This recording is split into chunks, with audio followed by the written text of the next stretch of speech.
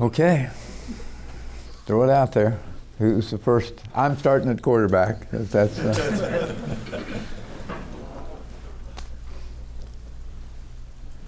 Coach, welcome to Tuesdays with Bill. So, there's a new kickoff rule. The NCAA has put together a new kickoff rule. What are your thoughts on it? Well, it's going to be interesting because we thought about it for a long time now. It's been in place for quite some time, and Sean and I have talked about it numerous times. And we had a plan this way and a plan this way and a plan this way, and then we found out that maybe we don't have quite the talent to make some of those things happen. And so our approach is not going to be any different than what it has been.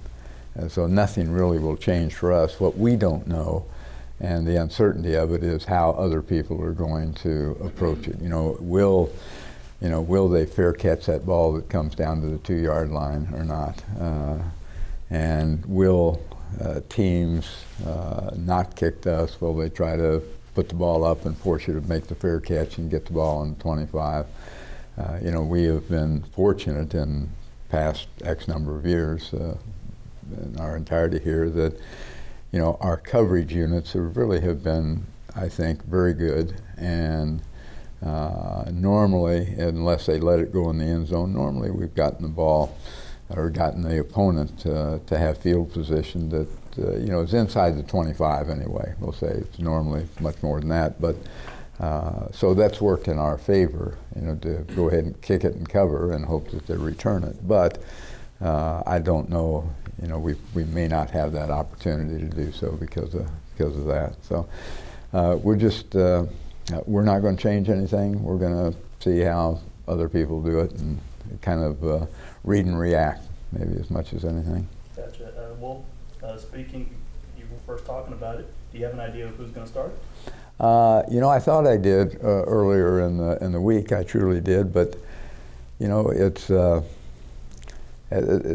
really interesting. I mean, these are two guys that compete. You'd like to have everybody in your program compete like they do, with the best interests of their team at heart, and it is unimaginably tight in regards to who's doing best. And I thought several days ago, I thought I had the answer, and started to kind of move in that direction. And it's kind of that old adage of if you think you got it, just wait a day, and I did, and that's what happened. So it altered. So I don't, I'm not sure yet. We have to start somebody, and it's not. We're not trying to fool anybody. Both of them are going to play. I mean, I'm committed to that. Both of them will be on the field a substantial amount of time, bar injury. So, but it's just something we still have to wrestle with. If the decision goes much longer, it will probably be based on both of them being ready to step on the field, and then kind of depending on what the situation is. But that's the best I can tell you. Trying to use two quarterbacks, how much do you worry about disrupting the rhythm of the offense by trying to do that? How can you do that without that? Well, I don't.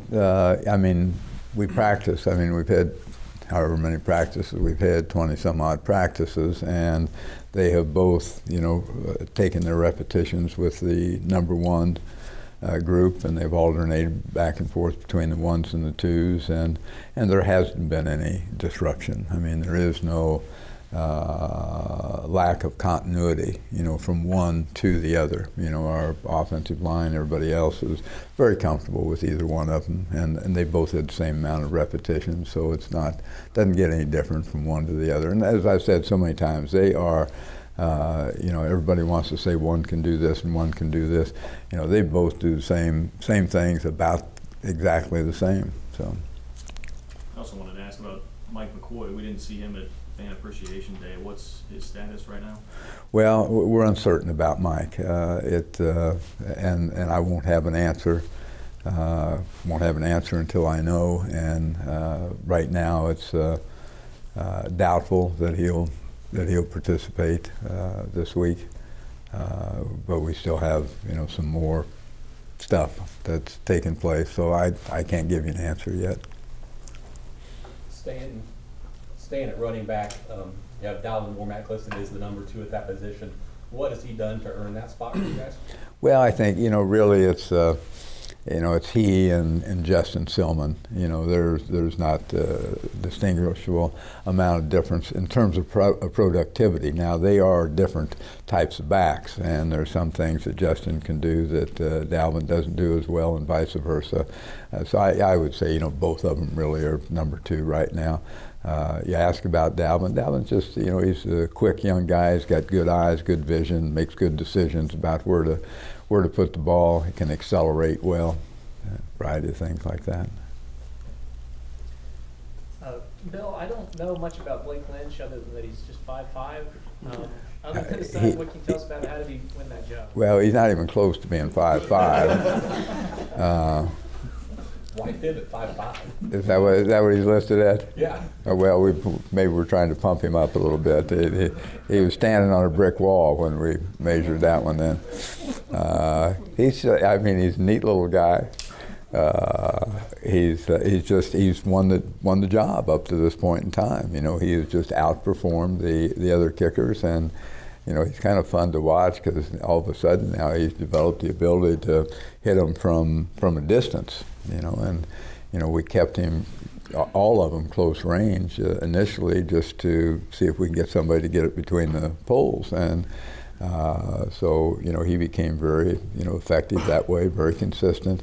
We started backing him up, and as Sean backs him up, he keeps getting them through, and he's back there quite a ways right now, for a little guy. And it's fun to watch because the players love seeing him hit it, and he'll jump up in the air and they'll catch him and throw him up, and it's kind of an enjoyable time. So, but that's through practice sessions. Now he's got to get on the field in a game and see how that plays out. I also have one more question for you at the quarterbacks. Is there anything that you will look for in this first game that could really help separate one versus the other? Well, I always look for the same things, how well you can manage the ball game, get us in and out of the huddle, line of scrimmage, get the plays called, made the right checks, read the defenses appropriately, and then throw it and run it, get us into the right scheme. So, all that becomes significant. So it's not one thing. I'm not going to say, okay, he threw it better, or he ran it better, or he made better checks, or he identified schemes better. It's just, it's all of it, and all of them, I say all of them, both of them do all those things, do them well. Not that they don't need improvement and can improve, but they're both being very productive. They know what's expected. They know what I just said to you, that they have to be able to manage those things quite well in the course of the ball game, and they're dedicated to it, committed to it. Coach, you mentioned before more than once that last year's team took some things for granted and consequently started the season slow. What are your initial impressions of this team's mindset as you come out of training camp and are now entrenched in the game? Well, it's different. I hope it's different in a positive way. It was interesting that you asked that question. I was just visiting with one of our players, and I shared my thought about yesterday's practice. The first day, the Monday of the first ball game, players have gone through all the what used to be 2-a-days and all the camp, et cetera, and what they seem to think is hard work. And and normally that first Monday comes and everybody gets, they're excited. There's more emotion than you might normally see. And I didn't see that yesterday, but what I did see was a very business-like approach to that practice yesterday, which I appreciated a great deal. And everybody was focused on what they needed to do and how they needed to go about doing it. There wasn't a whole lot of hoopla, et cetera, but they were going about their task in a very productive manner. So that's different than it has been at this stage, in the past several years. Shifting gears, offensive line. Brian Lackey has great statistics statistic that K-State's 1 of 5 FBS schools to return all 5 starters on the offensive line. And I know that can be a luxury. I know they can be good. My question to you, I guess, is how good could this offensive line be, and what kind of steps have you seen during training camp that indicate that they could be successful this season? Well, you know, you answered some of the questions yourself, but I mean, just because you have 5 starters back doesn't make you any better or any worse. You know, it's what you do with it, and how are they responding? And the answer to that is, I think they have been, again, very businesslike in their approach. They understand that they have, that they've got experience, and it's offensive linemen. Everybody thinks that the quarterback is the guy that's always, barking out a lot of different instructions. Offensive linemen talk more than I do. And I mean, there's a lot of dialogue that goes on with offensive linemen. And if you're inexperienced at that, then sometimes you kind of lose a grasp on, what's really taking place at that particular point in time. So, having the ability, and that all it is right now is ability through their experience to communicate extremely well, have a great understanding of the overall picture, so it's not just an offensive guard getting in there just, blindfolded to anything other than his own assignment, et cetera, and execution. And now when you can get in, you know exactly what everybody to your right and everybody to your left is doing and what they're thinking. That allows you to process information so much more rapidly. And when, I always talk about, if you want to be fast, learn how to process information. And then the faster you process information, the quicker you become as a player. And I see a certain amount of that taking place.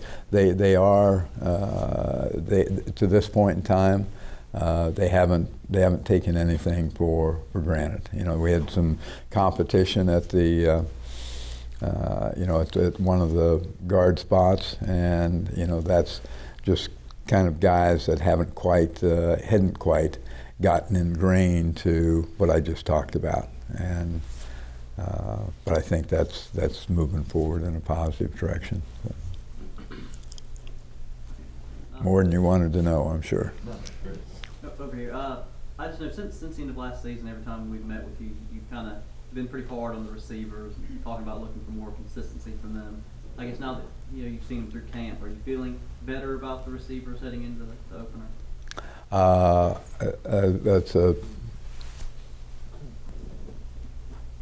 It's a question that you answered again some of it. I have seen greater consistency, but I haven't seen it at the level that I would like for it to be. And I don't say that because that's what I always say. I'm saying it because that's what has to take place. But it is better than it was, whenever I made that statement before. So. And I want to ask this about it at tight end. What did Nick Leonard do to beat out Blaze Gammon there? I know that was a pretty tight position in spring. Well, both of them have performed, I think, basically equally well. Nick is probably just, maybe a step quicker, just maybe a little bit more athletic in some of the things that our tight ends do, in addition to on the line of scrimmage blocking. But it's still tight, and you'll see both of them on the field. Coach, one thing that Dalton Weiser mentioned at Media Day was that last season the players had a tendency to maybe look towards certain games in the future as opposed to taking. I can't quite hear you. At the Media Day, Dalton Weiser mentioned that one of the things that the players did last season was they had a little bit of a tendency to look forward to certain games that were a week or two ahead of the next game. Did you ever get that impression last season? I know you preached that a lot, and what do you kind of have to do this season to really emphasize that you can't really look forward to games that aren't? Well, I can't speak for Dalton, but I believe what Dalton was making reference to was as we've talked about so often, is just taking things for granted, and we can win this ball game, we can win this ball game, we can win this ball game, and I don't know if it was any, and again you'd have to ask him, but I don't know if it was any particular teams that we were looking beyond. It was just kind of feeling full of ourselves, I think, as much as anything. Coach, with the quarterbacks, do you go in thinking, I want to get both quarterbacks a certain amount of time, or is it something that you feel out as the game goes? Well, I try not to think that way because I know it's not going to play out that way. I mean, you have to go as the course of the game takes you. And, it's, a hot hand, sitting next to me is not doing anybody any good. So if you get a guy that's doing extremely well, then he's probably going to get more playing time.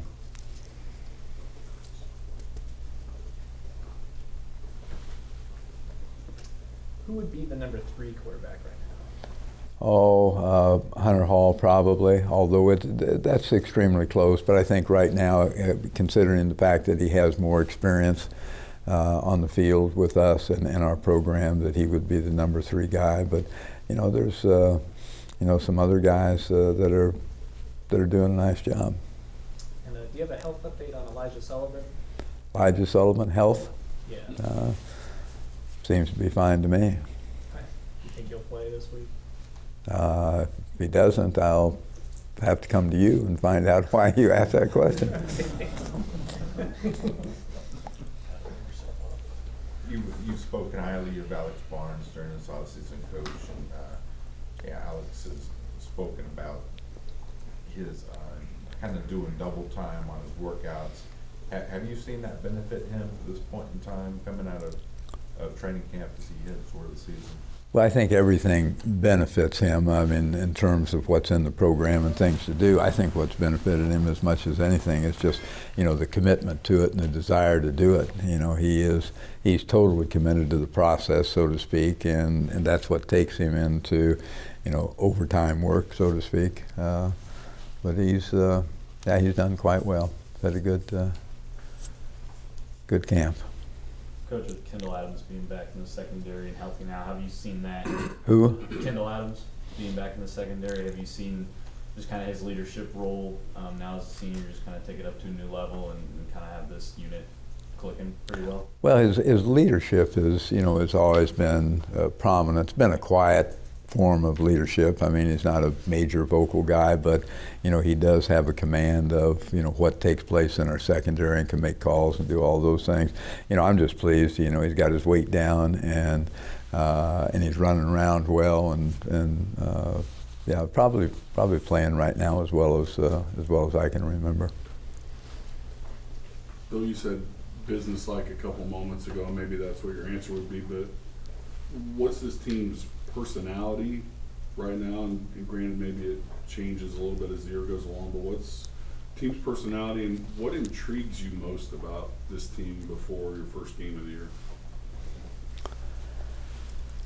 Well, I don't know if there's anything that off the top of my head that I can think of that is intriguing about players. I mean, you're around them as much as you can be, and you kind of know all the ins and outs, and I don't think anything is, if there were something that met the definition of that, is probably something we would have dealt with in a whatever kind of way you had to deal with, and would have a good feeling about it, and it wouldn't be intriguing as you indicate. And again, I can't put, if I had to put a word or two, with these young guys, I would say probably a certain degree of improved togetherness. I think the unity factor has become a little stronger. I think the commitment, factor, I think has become a little bit stronger. I think those, that doesn't mean that everything's 100% the way it should be, but I've seen that, and our players talk about that, and they they will tell you, you know, that they're a closer team, that they're a more committed to the process team, and those types of things.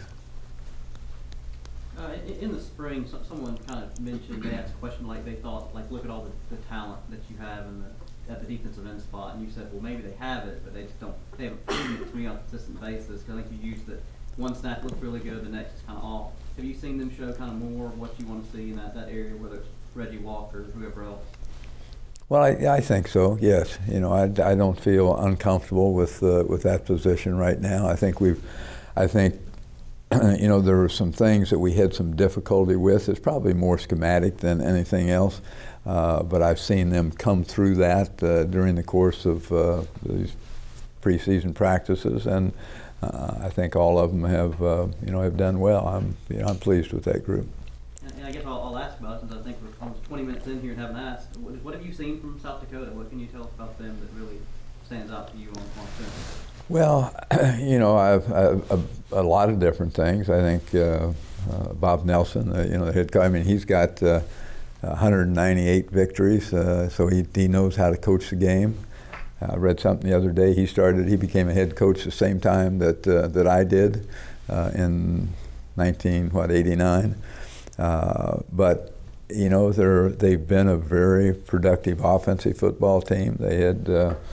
I think last year they averaged right at 523 yards, sticks in my mind. Total offense, they threw the ball for 333 yards a ball game last year. I think they're a team that, you know, you see, they have to be a well-disciplined football team. They certainly appear that. I mean, I've only seen tape. But they appear to be a well-disciplined football team that will, you know, execute their assignment correct, you know, so to speak. They're a team that plays hard. You know, that normally is a sign that you know, they're coached well in that respect. And I think Bob does a wonderful job with them. I think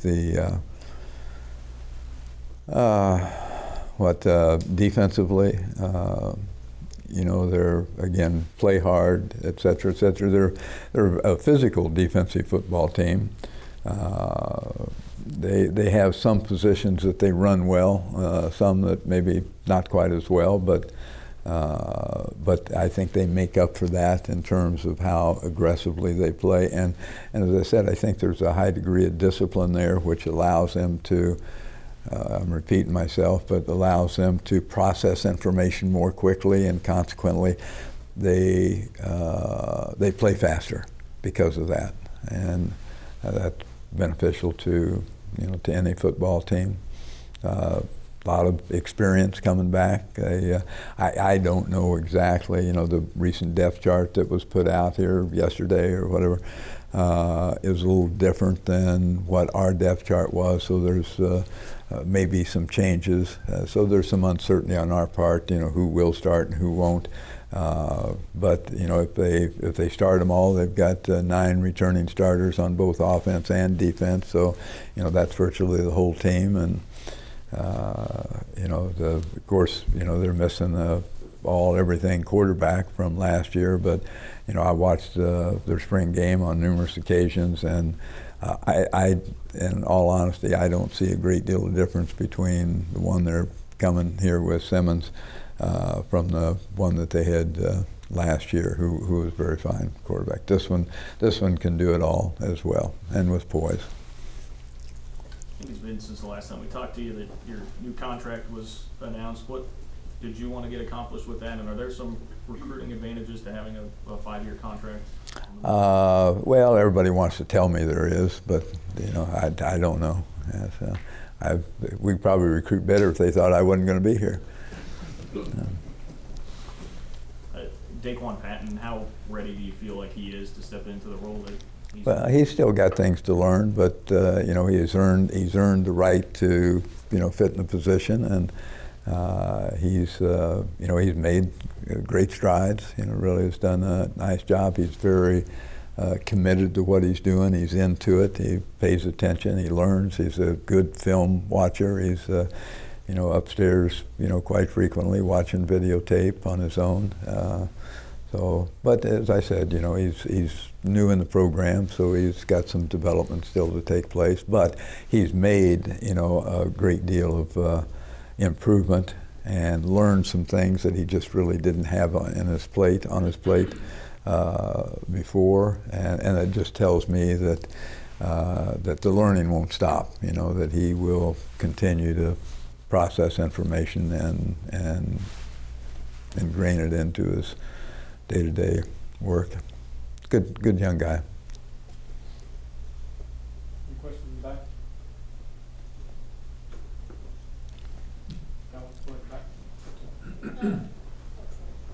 Yes, ma'am. It was just announced that you're celebrating the Fighting Against Cancer event on October 13th. Can you talk a little bit about that and what you're hoping comes out of that? Well, you know, I've been on, even before I contracted the disease, I was on the board, and you know, it's a great cause by and furbished by, you know, so many wonderful people here at the university who have done you know, some amazing things in regards to cancer research. And you know, it's like anything else, you know, it needs funding, and anything good probably does need a great deal of funding, and so it's just always been on my plate to try to help with that the best I can. So if that answers the question, I don't know. Any other questions? At tight end, is that a position with maybe a little bit more versatility this year? You could utilize them in the pass game a bit more? I don't know if any more versatility. Maybe, you know, I think Nick is probably a little quicker than Dayton was. Runs a little bit better. Outside of that, I don't know that there's any marked difference. Great. I also want to get your take on A.J. Parker and Walter Neal stepping into, I guess, some new roles there. What's caught your eye with those two guys? Well, they both ended up being the best at their position, just based on you know, how we've assessed it for 25 or so practices. I think, you know, both of them, you know, play with a good deal of confidence, and you know, I don't want it to be overconfidence, but you know, they feel good about their level of performance. They have some quickness to them, both of them. They have a pretty good sense. Both of them have a pretty good sense of, you know, of football. You know, they're good sandlot players. Now, being able to compartmentalize some of that and understand there's a structure, you know, that this is built upon, and getting, you know, involved in that, and being able to execute according to, you know, what we want them to do as opposed to what they want to do, and they've come, you know, a long ways in that regard. So I think as long I guess the best way to say it's going to boil down to discipline, and having the self-discipline to do what you've been coached to do, you know, the right way. And I've seen them make marked improvement in that regard. Coach, in your first tenure at K-State, you had some pretty fine offensive lines. Entering this season, in your second tenure entering the season, can you think of another offensive line that maybe you felt this strongly about, or where would you put this one? Do you have a sense of that? You catch me in the off season, and I'll try to go back and study that. I really haven't paid any attention to that. I couldn't tell you. You know, I know we've had a lot of fine players, et cetera, whether offensive line and otherwise. But you know, to say which of the however many teams had the best offensive line collectively, I don't know that I could. It would really take some thought on my part. I'd have to get some books out and study it a little bit. So I don't really know.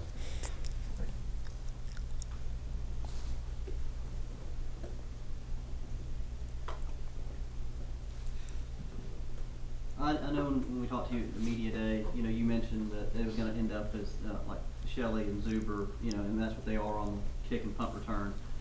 But I guess one, what gave Duke the edge at punt return, and then two, What is it that you guys as coaches look for? 'Cause I know fans is like, well, who gets the best return? But what is it when you're looking at punt return, when you're judging that position? What is it that you're, as a coach, looking to see who you give the edge to? Who catches the ball? I mean, that is a simple, honest answer. You know, you better be able to catch it. And if all things are equal there, then you look at, you know, the capacity to make people miss and speed and some of those things. But, you know, the best of the best aren't any good if they leave the ball behind them. As far as our running backs lineup goes, I know that we just got Harry Trotter as a transfer from Louisville. What do you see in him as far as being a new player and a new member on this team? Well, I haven't seen anything yet. You know, he hasn't had the chance to do very much with us. You know, just because of some rules that he has to get oriented to what we're doing, and can't be in pads for a while, and all that goes along with it. So he's just in that phase of getting himself ready to get involved in practice, and when he does, he's, you know, we'll get a chance to get a little bit better look. You know, he's not going to get on the field, so that'll be tempered some in that respect. Though most of it will come in the out of season and in spring practice. And then while he did have like a little bit of playing time at Louisville, I know that he wasn't like a big starter and he didn't have like a huge impact. So does it bother you that other teams have seen him already on the playing field? No. No. Yeah, I mean, that doesn't have any impact on me or us.